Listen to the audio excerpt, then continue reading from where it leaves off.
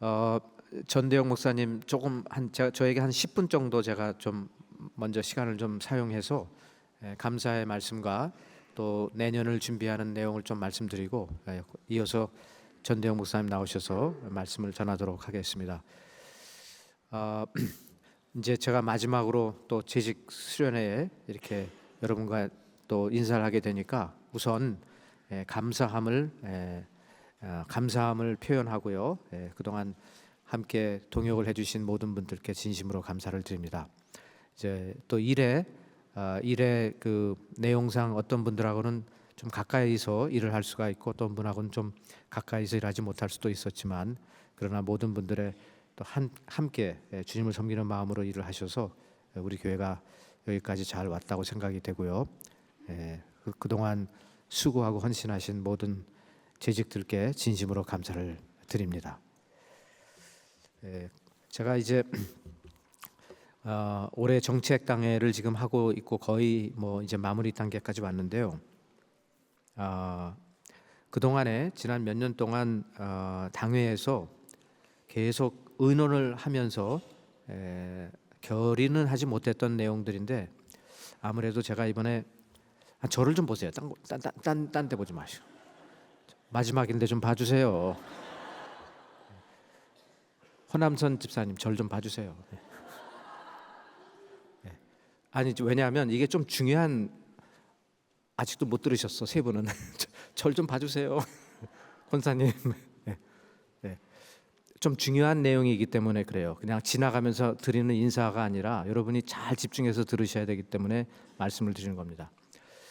지난 몇 년 동안 당회에서 계속 의논을 했었고 그러나 결의를 하진 않았지만 그러나 제가 떠나면서 앞으로 새로 오시는 목사님이 누가 오시든지 이 부분은 결국은 손을 봐야 되는 부분인데 새로 오시는 분이 오시자마자 손을 보기 시작을 하면 상당히 목회적으로 부담을 가지실 수 있겠다 싶어서 제가 떠나기 전에 당회의 의견을 하나로 모으는 게 중요하겠다 싶어서 그래서 당회가 결의를 한 내용들을 여러분에게 먼저 설명을 해드리고 그리고 물론 이 부분에 대해서는 이제 전대영 목사님도 다 알고 계시고요. 다 브리핑을 해드렸습니다만 세 가지인데요. 이 첫 번째는 이 본당의 앞부분을 레노베이션 하는 겁니다. 현재 우리가 쓰고 있는 이 본당은 제가 알기로 1997년에 완공을 하고 들어와서 이 예배 장소를 사용하기 시작했는데 특히 앞부분은 단 한 번도 건드린 적이 없습니다. 그래서 여기 보시면 이 하얀 이 선 이게 나와 있고 두 개가 나와 있는데 이게 올겐 스피커가 이 안에 들어가 있습니다 지금. 그런데 좀 이렇게 보시다시피 저도 이제 한국에 가면 여러 교회들을 가보지만 우리 교회 같은 본당 구조를 가진 교회는 거의 찾아볼 수가 없어요. 십자가도 상당히 좀 기형 십자가입니다, 여러분. 그리고 찬양팀이 이렇게 올라와서 거의 설교자 같은 이렇게 바로 옆에서 이런 팀도 하지도 않아요. 그래서 이런 전반적인 부분에 대해서 손을 우리가 보긴 봐야 되는데 이거 언제 하나 매년 지난 한 3, 4년은 정책당회 때마다 나왔던 이야기들입니다. 그래서 제가 떠나기 전에 당회가 이제 뜻을 모으자 해서 흔쾌히 뜻을 모았습니다. 일단 여기 보시면 지금 우리 스크린이 양쪽으로 갈라져 있잖아요. 그러다 보니까 2층에서 예배를 드리시는 분이 설교자의 그 얼굴 모습을 이렇게 보려고 해도 스크린을 그럼 양쪽으로 띄워야 되는데 그러면 설교자는 지금 이렇게 보고 있는데 청중은 저쪽을 보고 있으면 이것도 참 좀 매끈하지가 않거든요. 그래서 일단 우리 예배 시간에는 설교 제목만 올려놓는 겁니다. 저기다 설교자의 얼굴을 올려놓을 수도 있는데 그렇게 하는 거거든요.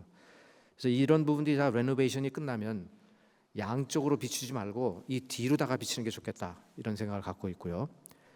그래서 전반적으로 이런 모든 이 프런트 페이스를 레노베이션하는 부분에 대해서 당회가 이것을 그럼 우리가 고쳐야 되겠다라는 결의를 지난번에 했고, 그 대신에 이제 이게 어떤 모습으로 돼야 될 것이냐는 사실 저는 상관이 없는 거기 때문에 저는 빠지고, 이제 새로 오시는 전대영 목사님이 어드바이저로 이제 한국의 여러 교회를 다니시면서 보고 또 아이디어를 얻고 해서 이제 그 레노베이션 위원들과 함께 상의를 해서 이걸 고쳐 나가도록 지금 현재 이렇게 첫 번째 당회의 결의가 그랬다는 것을 말씀드립니다.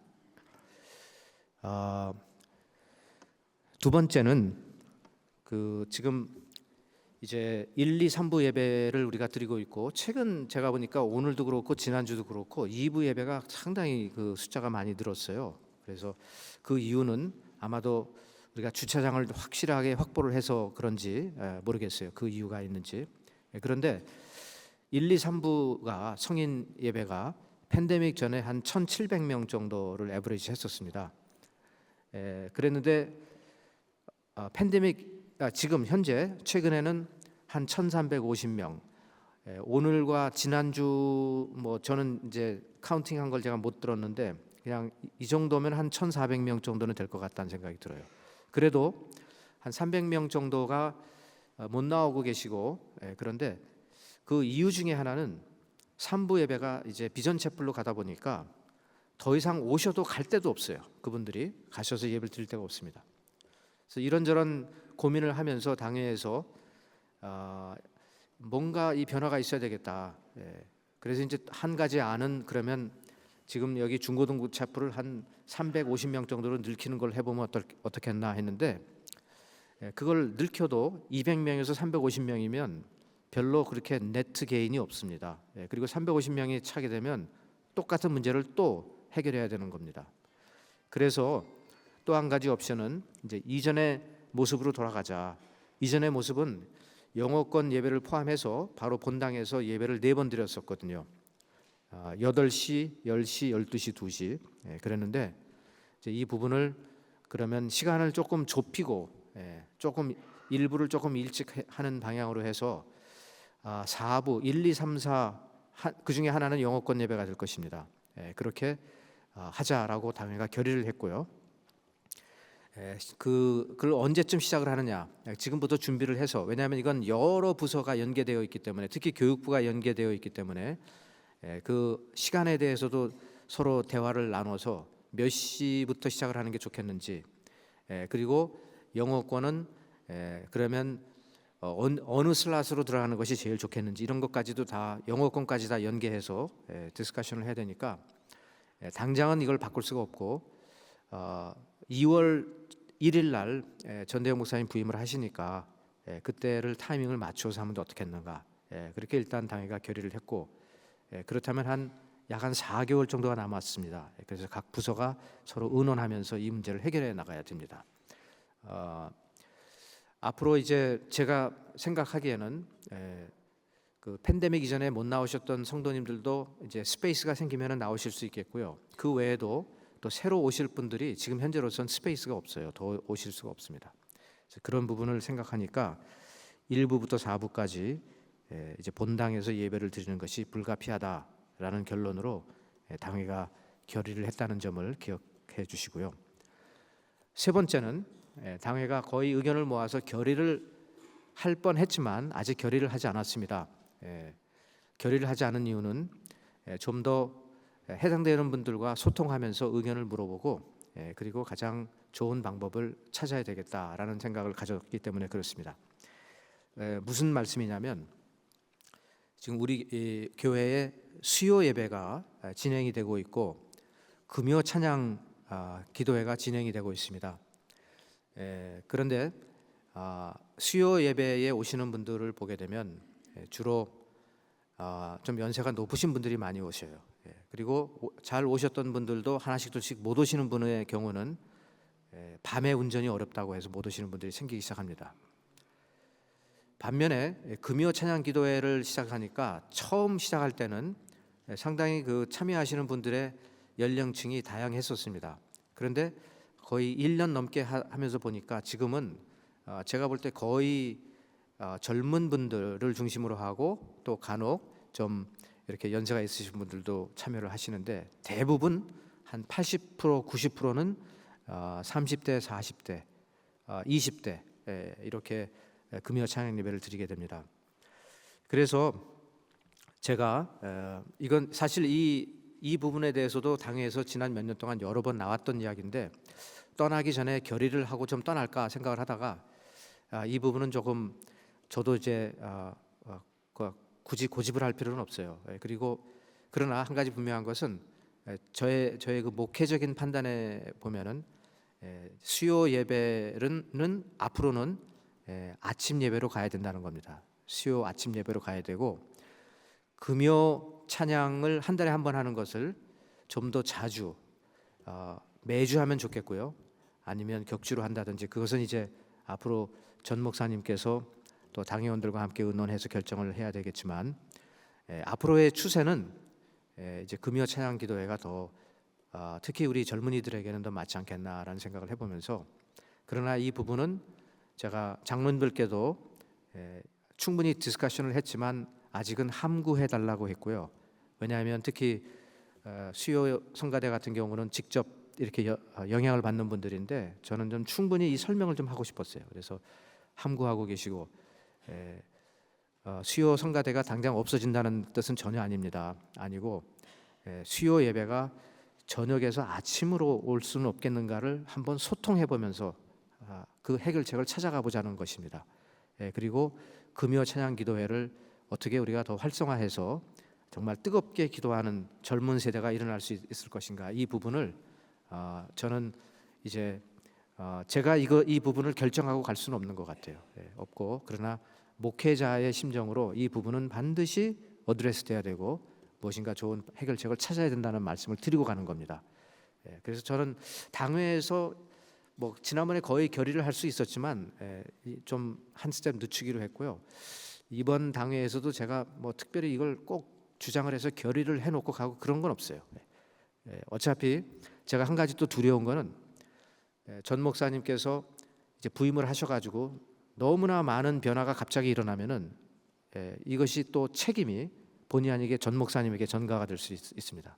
그렇기 때문에 제 생각에는 기본적으로 당회원들께서 이 부분들 다 인지하셨고 다 뜻이 모아졌지만 우리 재직들도 한번 잘 생각을 해보시고 어쩌면 2025년 한 해는 그냥 그대로 가는 것도 나쁘지 않아요. 그냥 가고 그러면 이제 전 목사님께서도 직접 이 문제를 잘 보실 거고 그러면 제가 내놓는 해결책보다 더 좋은 해결책을 내놓으실 수도 있어요. 그렇게 해서 뭐 내년 한 해는 사실 그 담임 목사님 새로 부임해서 어떤 입지를 굳히는 게 굉장히 중요하기 때문에 본당 예배가 1, 2, 3부로 늘어나는 것도 사실 그것도 굉장히 중요한 변화인데 여기다가 또 수요 예배 금요까지 또 변화가 일어나면 그건 좀 너무 많이 일어나는 것 같다는 생각이 제가 좀 들더라고요. 그래서 그러나 아이디어는 아무리 좋아도 모든 것이 때가 있고 또 순서가 있는 거라는 생각이 들고 그러나 우리 재직들께서 이것을 꼭 이해를 해주셔야 되고 이제 마지막으로 하나만 더 하고 이제 전 목사님 모시겠습니다. 우리 교회가 앞으로 이제 목회자가 이렇게 바뀌면서 그 47주년에 목사님 47세 상당히 외우기가 쉬워요. 그래서 저는 65세니까 이제 담임 목사의 나이가 한 18세가 쭉 내려간 거예요. 굉장히 고무적인 겁니다. 그렇게 되면은 제가 기대하기는 앞으로 이제 전대영 목사님과 비슷한 연령층에 있는 분들이 많이 리더십으로 올라오게 될 것이고 또 그 비슷한 분들이 또 많이 전도해서 교회도 많이 젊어져야 된다는 생각을 갖습니다. 저와 함께했던 소위 말하는 베이비 부모 시대 분들은 너무나 한 분 한 분 귀한 분들이고 저와 함께 정말 열심히 달려온 분들입니다. 한 20년 정도를 교회를 위해서 정말 충성했고 그 이전에도 충성한 분들이고 그런데 이제 우리는 나이가 어느 정도 들었어요. 그래서 65세 이상 70세, 75세 이렇게 다들 이제 넘어가시는 겁니다. 우리 나이, 제 또래, 우리 나이 또래에 있는 분들이 계속해서 교회의 리더십을 갖고 있으면 젊은 분들이 설 자리가 없어요. 그렇기 때문에 담임 목사님을 중심으로 젊은 분들이 좀 막 일어나야 된다는 겁니다. 저는 그래서 그런 차원에서 여기에 있는 이 프론트 페이스도 좀 젊은 분들에게 프렌들리하게 우리가 바꿔야 된다는 거고요. 그리고 수요 예배를 너무 강조하는 것은 좀 현재의 어떤 흐름하고는 조금 맞지가 않다라는 생각이 들고, 오히려 일주일의 모든 그 생업에서의 어떤 책임을 이제 다 끝내고 난 다음에 금요일 저녁에 찬양을 하고, 거기 그때 또 아와나 프로그램을 그때도 하고, 이렇게 주말로 모으는 것이 오히려 젊은 세대에게도 맞지 않겠나 하는 게 저의 판단입니다. 그래서 이 세 가지 레노베이션, 그 다음에 1, 2, 3, 4부 본당 예배, 그리고 앞으로 이거 이 언젠가 이 수요 예배와 금요 찬양 묶여 있는 이 부분은 제가 결정할 사항이 아니고 전 목사님과 또 당회원들이 함께 의논을 해서 결정을 하시겠지만, 적절한 시기도 잘 파악을 해야 되는데, 그러나 저는 지난 몇 년 동안 당회에서 이것을 말해왔고요. 그러나 준비가 안 돼 있었어요. 근데 올해는 장로님들이 준비가 되어 있었어요. 하지만 제가 계속 담임을 했더라면 그런 변화를 제가 수용할 수 있었을 텐데, 새로 오시는 분과 함께 변화가 너무 많이 일어나는 것도 바람직하지 않겠다 싶어서 조금 스텝백을 제가 하고 있습니다. 여기까지 말씀을 드렸고요. 한번 우리 옆에 계신 분에게 종합해서 뭔 소리를 했는지 한번 의논을 한번 나눠보세요. 지금 목사님의 세 가지 포인트가 뭐였는지.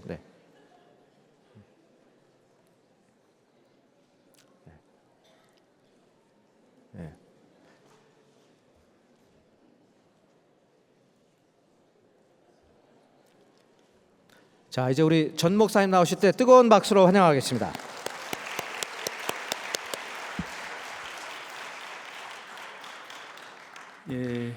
감사합니다. 이렇게 재직들하고 함께 시간을 보낼 수 있어서 참 감사드리고요. 모두 아시는 것처럼, 또 그리고 또 오늘 예배 설교에서 제가 좀 이렇게 나눈 것처럼, 우리 교회는 이제 분명히 이제 새로운 변화의 시기에 있습니다. 이제 송명 목사님께서 탁월한 리더십을 보여주셨고, 이제 내년부터 제가 그 리더십을 이어받게 돼서 이렇게 부담과 걱정이 있을 수 있지만, 오늘 말씀대로 하나님 신뢰하고 또 우리 성도님들 신뢰하는 마음으로 기대감 갖고 열심히 또 사역하도록 하겠습니다.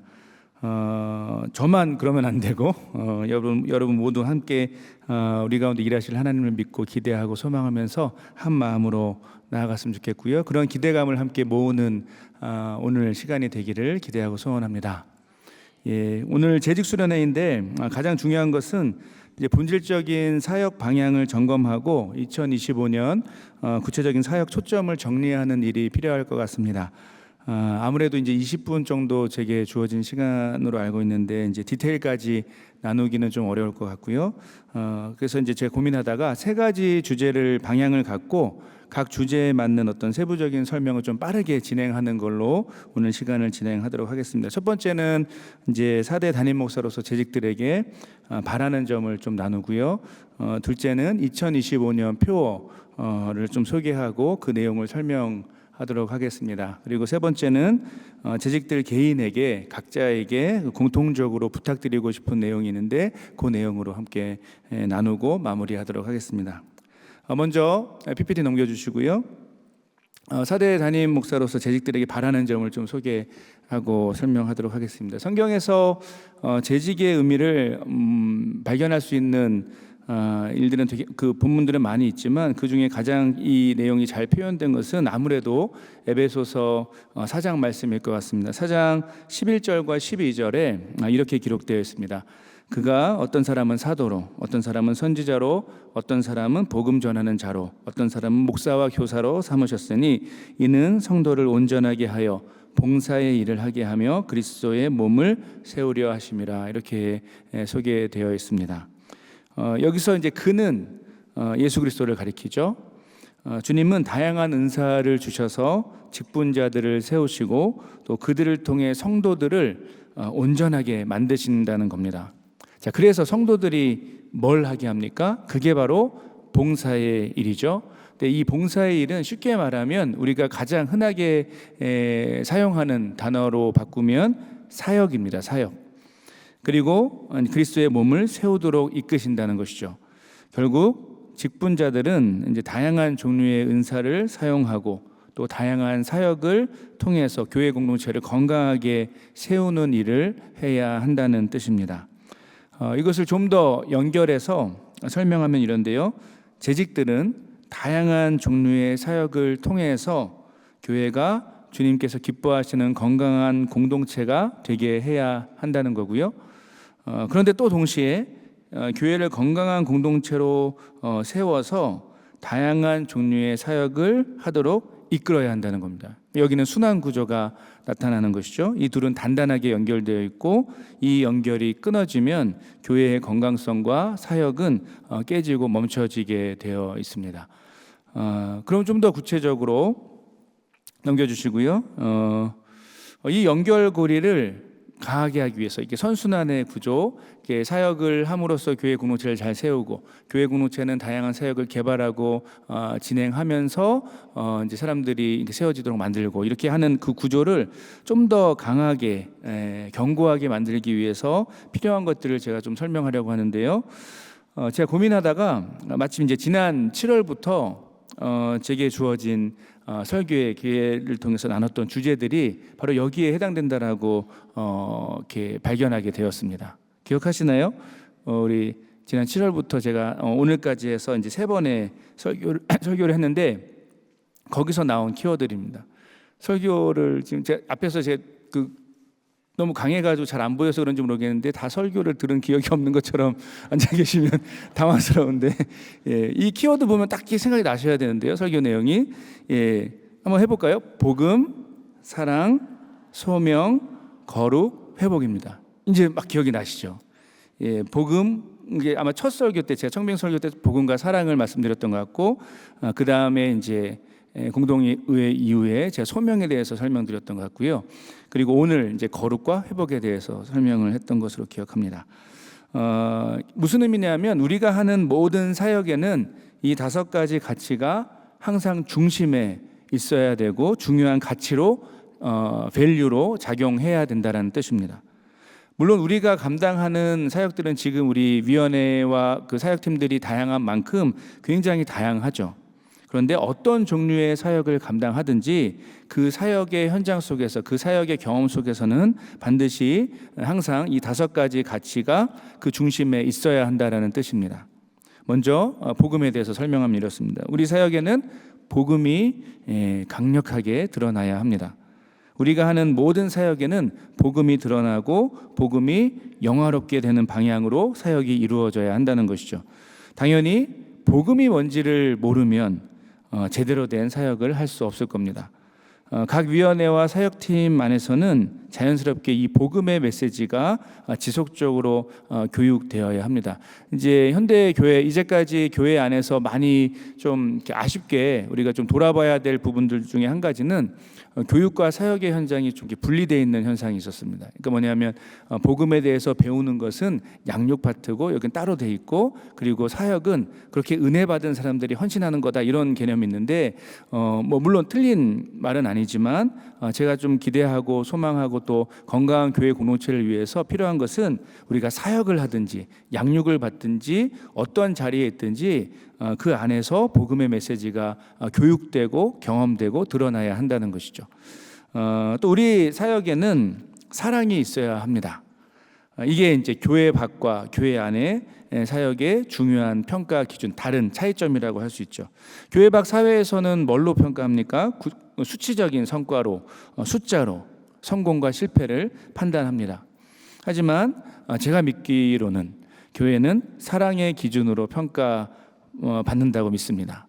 아무리 대단한 결과가 나타났어도 그 일을 하면서 미움과 또 상처가 남으면 그 사역은 하나님 앞에서 실패가 되는 것이죠.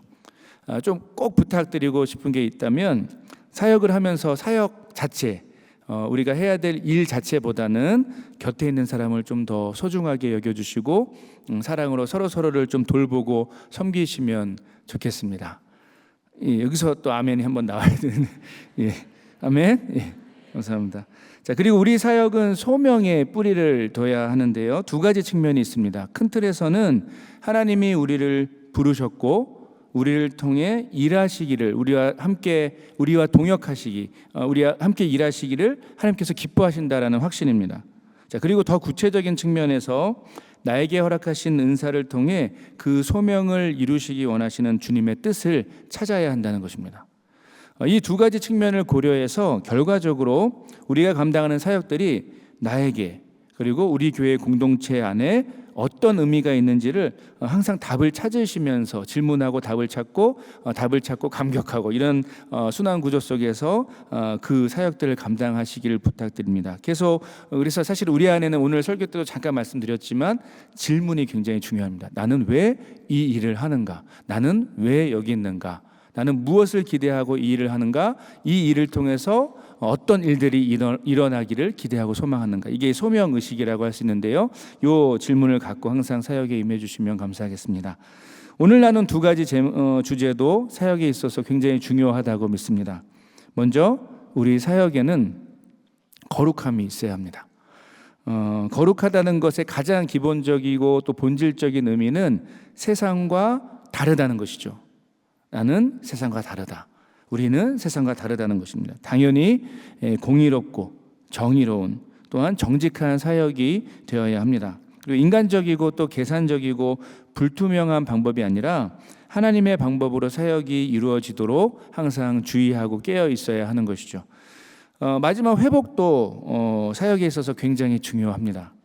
사역을 하면서 그냥 소진되어서 번아웃이 올 정도가 되면 안 됩니다. 오늘 설교 때도 좀 잠깐 설명드렸던 부분이죠.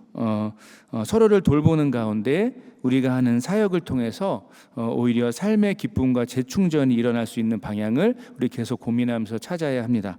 이게 따로따로 구분되는 것이 아니라 우리의 예배와 사역팀. 그래서 제가 의도적으로 오늘 여러 가지 모임을 설명하는 데 있어서 예배, 샘터 모임뿐만 아니라 사역팀도 함께 포함해서 말씀 가운데 이 내용을 소개했던 것으로 기억합니다. 그 사역을 하면서 함께 모이면서 그 안에서 기쁨이 경험되고 재충전이 일어나야 되는 것이죠. 그래서 우리가 사람을 돌아보지 못하고 사람들 눈치 보는 가운데 부담만 느끼면서 사역하지 않도록 우리 함께 계속 우리 스스로를 살피고 서로를 살피고 조심해야 합니다. 저는 큰 틀에서 우리 교회 모든 사역이 이 5가지 가치가 사역팀 안에서 생생하게 경험되는 사역이 되길 기도하고 있습니다. 그리고 담임 목회자로서 이 부분을 좀 세밀하게 계속해서 점검하면서 각 사역이 나아가야 할 방향을 중간중간 재조정하는 역할을 해야 한다고 믿고 있고요.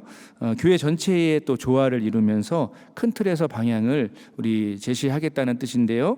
이게 이제 담임 목회자로서 제 역할이라고 믿고 있고, 그리고 이것을 잘 해내기 위해서 저는 당회 장로님들과 긴밀하게 계속 말씀을 나누면서 함께 지혜를 구하도록 하겠습니다. 자연스럽게 우리 재직이 해야 될 일은 뭘까요? 각 위원회 장로님들과 항상 열린 마음으로 계속 생각을 나눠주시고 아이디어 나눠주시고 또 교회를 위해서 헌신해 주시면 충분하다고 생각합니다. 그렇게 해주실 거죠? 예. 지금 제가 생각보다 데시벨이 약해가지고 깜짝 놀랐습니다. 그래 주실 거죠? 예. 감사합니다. 예. 다음으로 2025년 표 소개하고요. 그에 따른 각 위원회 혹은 사역팀의 구체적인 방향성에 대해서 소개하도록 하겠습니다. 2025년 표어는 빌립보서 1장 6절을 중심 구절로 합니다. 너희 안에서 착한 일을 시작하신 이가 그리스도 예수의 날까지 이루실 줄을 우리는 확신하노라. 여기의 핵심은 우리 자신에게 있지 않습니다. 이 일을 시작하신 주님께서 반드시 그분의 뜻을 이루신다는 믿음 가운데 드려지는 고백이죠. 6절을 중심으로 하지만 내용 자체는 표의 중심 내용 자체는 빌립보서 1장 3절에서 11절을 바탕으로 합니다. 제가 청빙 설교 때 했던 그 내용이고요. 다시 한번 기억을 꺼내드리면 복음이 우리 감사의 제목이 되어야 하고 사랑이 우리 기도의 제목이 되어야 한다는 뜻입니다. 여기서 복음과 사랑을 누리는 교회라는 표어를 정했고요. 여기서 중요한 핵심은 복음, 사랑이라고 생각하시겠지만 제 초점은 다른 데 있었습니다. 누리다라는 말입니다. 누리다. 이해하시나요? 기독교 신앙의 본질은 정확히 말하면 의무와 책임을 넘어서는 누리는 것입니다. 즐기는 것. 그런데 어느새 그 개념이 사라지고 의무와 책임만이 남는 어떤 사역들이 우리 가운데 많이 보이게 됩니다. 교회들 가운데 많이 이런 모습들이 있죠. 하지만 거기서 모든 교회적인 문제들이 나온다고 저는 생각합니다. 우리 개인적인 신앙도 마찬가지고요. 교회의 사역도 마찬가지인데요. 우리는 복음과 사랑을 즐길 수 있는 것, 누릴 수 있어야 하고 교회는 그 경험을 돕는, 곁에서 함께 북돋아주는 공동체가 되어야 한다는 뜻입니다. 우리 재직들의 사역도 내년에는 여기에 초점을 두시면 좋겠습니다. 복음과 사랑이 중심이 되는 사역에 대해서는 이제 조금 전에 아까 설명했던 내용이니까 추가적인 설명은 하지 않도록 하겠습니다. 대신 좀 이런 큰 그림을 한번 그려주시면 좋겠는데요. 여러분, 복음과 사랑은 교회 공동체의 당연한 기초입니다. 변하지 않는 기초입니다. 뿌리이고 토대라고 할 수 있죠. 이 기초가 없으면 아까 말씀드렸던 소명을 살아내는 것 역시 불가능합니다. 그리고 오늘 설교한 이 거룩과 회복이 교회 안에서 경험될 수 없죠. 자, 큰 틀에서 보면 이 5가지 가치가 서로 연결되어서 하나의 큰 흐름으로 이어집니다. 시간적으로 보면 이 새로운 담임 목회 리더십의 출발선에 있기 때문에 그 기초를 좀 더 강조하고 견고하게 하고 싶었습니다. 근데 혹시라도 오해가 없으셔야 하는데 우리 교회는 이미 경험하신 것처럼 이 복음과 사랑의 기초가 그 어느 교회보다 견고합니다. 이게 부족해서 이런 표현을 썼다는 것이 아니고요. 이제 성경에 보시면 새로운 어떤 리더십 교체 시기에 이스라엘 백성이 언약을 갱신하는 장면들이 나옵니다. 그 여호수아의 그 기록이 나오는데요. 언약 갱신이라고 하는 것은 기억과 재확인의 의미가 있습니다. 시간이 지나서 혹시라도 희미해졌거나 잊고 있던 진리를 다시 교육하는 의미를 갖고 있는데요. 이런 배경에서 우리 모든 사역의 출발점으로 이 복음과 사랑의 기초를 한번 재확신하고 확인하고 그 기초에 우리 1년 동안 좀 헌신하자는 뜻입니다. 자, 그런 점에서 각 위원회와 또 사역팀은 2025년 동안 이 2가지 기초에 특별히 또 집중해 주시면 감사하겠습니다. 고민하다가 이런 방법도 괜찮을 것 같아요. 그러니까 성경 공부나 책 나눔 같이 이런 시간들을 사역팀 안에서도 충분히 해볼 수 있지 않을까 이런 생각을 해보고요. 이 과정을 통해서 우리가 붙잡아야 할 복음의 진리를 각 위원회와 또 사역팀 안에서 새롭게 공부하는 것도 우리 근육을 키우는 좋은 방법이 된다라고 생각합니다. 그리고 사랑의 하나됨을 위해서도 특별히 더 애써주시면 감사하겠습니다. 구체적으로 모든 총력을 기울여서 이런 거죠. 지혜롭게 갈등 구조는 항상 지혜롭게 잘 피하는 것이 좋겠고요. 물론 우리는 다양한 의견과 생각이 있습니다. 필요한 경우 당연히 토론도 할 수 있고요. 그런데 그 모든 상황에서 반드시 기억해야 될 것은 사랑이 전제된 배려와 또 섬김이 있어야 합니다. 이것을 위해서 내년에는 늘 이제까지 잘 해주셨지만 더욱더 특별히 이제 리더십 교체 시기에 더 특별히 두렵고 떨리는 마음으로 이 부분을 위해서 애써주시면 감사하겠습니다. 이 2가지를 우리 사역팀 안에서 잘 해낼 수 있기 위해서 좀 더 구체적으로 이런 부탁을 드리는데요. 특히 이제 모든 모임에서 말씀과 또 삶을 나눠 주시면 좋을 것 같아요. 삶을 나눈다는 것은 그냥 내가 지난주에 뭐 했고 이런 거 얘기가 아니라 말씀대로 진리를 따라 살려고 하는데 이런 부분이 참 어려웠는데 이런 은혜를 경험했다. 또 이런 부분에서 참 힘들다. 기도를 부탁한다. 이런 말씀과 삶이 조화돼서 이렇게 나누는 그런 시간을 가져주시고 또 서로를 위해서 기도하는 그 모임의 중심을 좀 놓치지 않으시기를 부탁드립니다. 사역의 종류는 다를 수 있지만 위원회는 다 다를 수 있고 멤버들은 다 다를 수 있지만 어떤 모임이든지 이것의 중심성을 좀 이렇게 지켜주시면 감사하겠습니다. 당연히 매번 모임 때마다 진행하는 것은 어려울 텐데요. 근데 반대로 아예 없는 것도 문제가 됩니다. 그렇게 되면 말 그대로 일만 하고 교회 일만 하고 헤어지게 되는 것이죠. 앞서 설명한 5가지 가치, 중심 가치가 실제로는 경험되기 어려운 구조로 우리 스스로 선택하게 되는 결과가 됩니다. 내년 첫 모임 때 특히 이 부분을 좀 한번 기억해 주시고 더욱 신경 써 주시고 각 모임마다 이 말씀과 삶을 나누고 또 서로를 위해서 기도할 수 있는 계획을 넣어 주시면 대단히 감사하겠습니다. 예, 마지막으로 이제 넘겨주시고요. 사역을 담당할 재직들 모두에게 이제 한 분 한 분에게 사역과 별개로 제가 부탁드리고 싶은 내용이 있습니다. 그리고 약속하고 싶은 건 말씀드리고 제 순서를 마치도록 하겠습니다. 앞서 지나가면서 설명드렸던 것처럼 저는 우리 재직들이 기쁨과 행복감 없이 긴장과 의무감으로 교회를 섬기다가 번아웃되는 그런 일이 있지 않기를 꼭 바랍니다. 이를 위해서 우리 스스로 기대하면서 좀 다짐해야 할 것이 있는데요. 저는 세 가지를 강조하겠습니다. 첫 번째는 우리 스스로의 각자의 은사를 좀 발견하시고 개발하시는 한 해가 되시기를 부탁드립니다. 의외로 많은 성도가 자신의 은사를 잘 모릅니다. 그러다 보니까 사역을 해도 재미가 없는 경우도 있고요. 이제 부탁할 것은 내년 한 해 동안 하나님 앞에서 자기 자신에 대해서 자세하게 탐구하고 연구하는 일이 있으면 좋겠습니다. 내가 즐거워하는 것은 무엇이고 또 나의 어떤 부분을 통해서 다른 사람들이 은혜와 유익을 누리는지 잘 관찰하시면서 한번 돌아보시면 좋겠습니다. 그리고 더 중요한 것은 주님께서 이미 주신 은사들을 더 전문적으로 개발하시기를 부탁드리겠습니다. 그래야지 이제 긴 호흡으로 사역을 즐겁게 감당하고 또 교회는 풍성한 유익을 서로 누릴 수 있게 되는 것이죠. 둘째는 진실한 동역자를 만드시기를 부탁드립니다. 의외로 이것도 마찬가지인데 교회 안에서 진실한 동역자들을 잘 못 찾으십니다. 이제 많은 분이 오해하는 것이 있는데 이런 거예요. 동역자가 된다는 것을 그냥 인간적으로 친해지는 것으로 착각하시기도 합니다. 여러분, 인간적으로 친해지지 않아도 소위 그냥 막 편하게 모든 얘기를 다 나눌 수 있을 정도로 친해지지 않아도 우리는 아주 좋은 동역 관계를 경험할 수 있습니다. 오히려 그냥 인간적으로만 친해지면 더 심각한 역효과가 나옵니다. 그냥 뒤에서 쉽게 험담하고 편만들기를 할 수 있게 되는 것이죠. 이런 것을 방지하기 위해서 우리는 정말 하나님 앞에서 두려움과 떨림으로 기대와 소망으로 동역자들을 찾는 일에 애를 써야 됩니다. 정말 우리는 진실한 동역자가 필요하죠. 내가 정말 어려울 때 찾아갈 수 있는 사람은 인간적으로 막 편해지고 친해져서 그냥 누구든지 뒷담화 편하게 할 수 있는, 너와 나는 운명 공동체야 이렇게 하면서 편해지는 그런 관계들이 그런 분들을 찾아가지 않습니다. 그런 사람들은 오히려 서로 잘 알기 때문에 더 못 찾아가죠. 하지만 하나님을 사랑하고 이웃을 사랑하는 일에 헌신된 그 성숙한 관계를 맺게 되면 그 사람이 우리의 멋진 동역자가 될 수 있다라고 저는 확신하고 살아갑니다. 그런 동역자들을 우리는 정말 우리가 어려울 때 찾아갈 수 있게 되고 그때 힘을 얻게 되는 것이죠. 쉽지는 않습니다, 물론.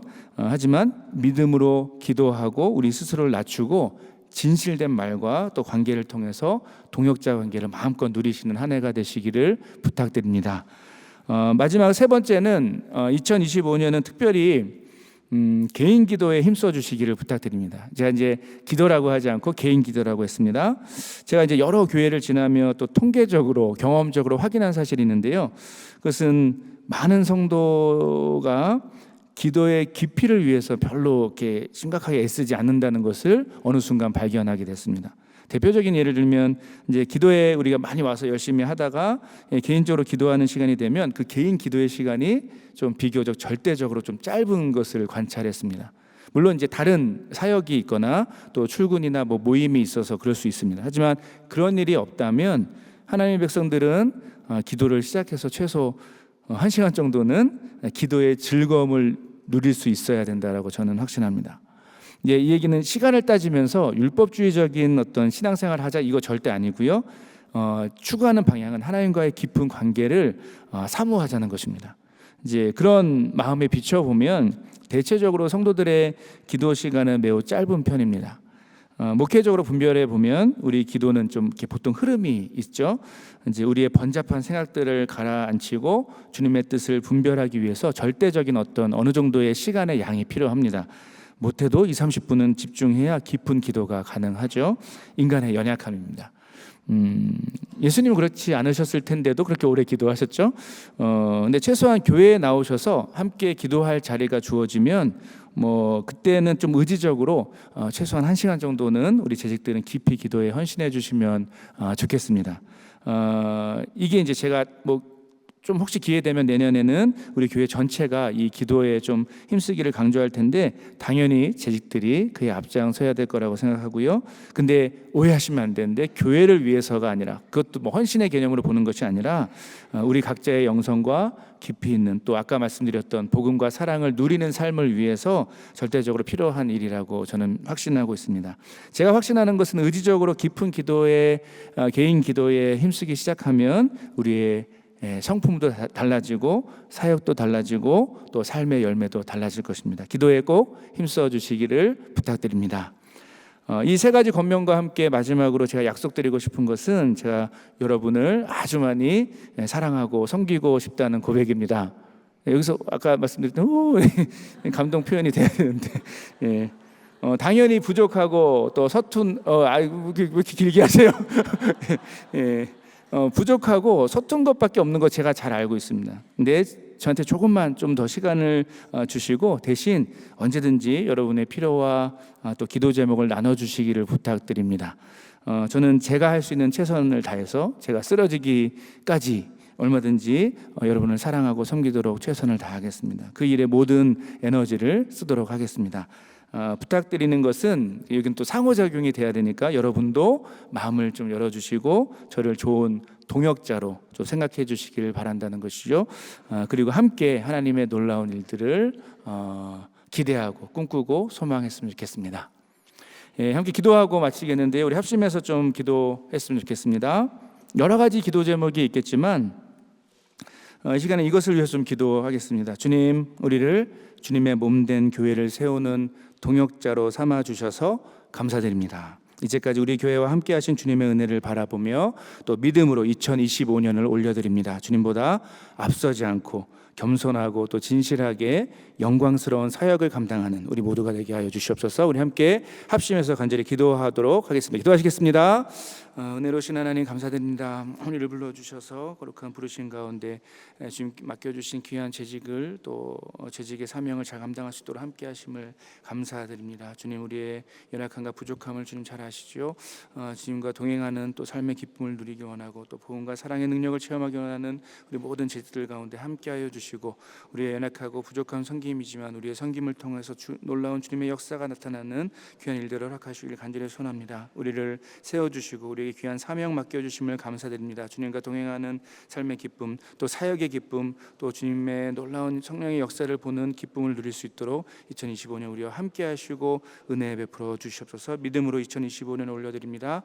주님을 의지하고 소망하는 가운데 주님께서 하실 일들을 마음껏 우리의 눈으로 목도할 수 있도록 은혜 베푸시고 함께하여 주시옵소서. 은혜 베풀어 주시옵소서. 은혜로우신 하나님 감사드립니다. 연약하고 부족한 우리를 주의 몸된 교회를 섬기는 또 귀한 사명을 맡겨주시고 또 그 사명 앞에 다시 한번 마음을 모으게 하심을 감사드립니다. 우리는 연약하고 부족하지만 우리보다 앞서서 일하시고 역사하시는 주님만을 의지하며 나아갑니다. 우리를 사용하여 주시고 2025년 또 주님께서 계획하신 모든 일들이 바로 우리의 사랑과 섬김을 통해서 이루어질 수 있도록 함께하여 주시옵소서. 감사드리며 거룩하신 예수 그리스도의 이름으로 기도드립니다. 아멘.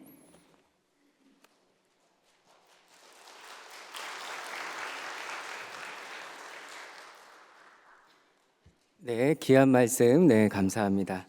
이제 부서별 모임을 가질 텐데요. 여기 뒤에 보이시죠? 하면 자, 여러분이 두 가지를 갖고 계셔야 됩니다. 하나는 2025년 재직부서 조직과 사역 이 조직 표고요. 그 다음에는 2025년 직분 서약 및 재직부서 신청서입니다. 그래서 우선 2025년 재직부서 조직과 사역을 한번 보십시오. 그래서 본인이 배정된 위원회가 있고 부서가 있을 겁니다. 네. 이걸 알고 계셔야 이따가 우리가 부서별 모임할 때 모일 수가 있습니다. 네. 자, 혹시 안 갖고 계신 분 계신가요? 안 갖고 계신 분은 손 드시면 우리 목사님들께서 좀 나눠주시면 좋겠습니다. 네. 자, 손 들어보세요. 네. 자, 그리고 이제 부서별 모임을 할 텐데요. 여기 보시면 부서별 모임을 하고 나서 여러분들께서 이걸 꼭 작성해 주셔야 됩니다. 어디 부서에서 봉사하실지 재직 부서 신청서를 작성해 주셔야 되는데요. 이거는 여러분 꼭 기억하셔야 될 게 한 사람이 하나입니다, 여러분. 네, 여기 오늘 누가 친구가 안 왔다고 해서 대신 써주는 거 아닙니다, 여러분. 네, 한 사람이 꼭 하나 작성을 해주셔야 됩니다. 아시겠죠? 그래서 작성하신 다음에 이제 부서별 모임 이후에 우리 부서위원회 담당 장로님이나 아니 목사님께 꼭 제출해 주시고 가시기 바랍니다.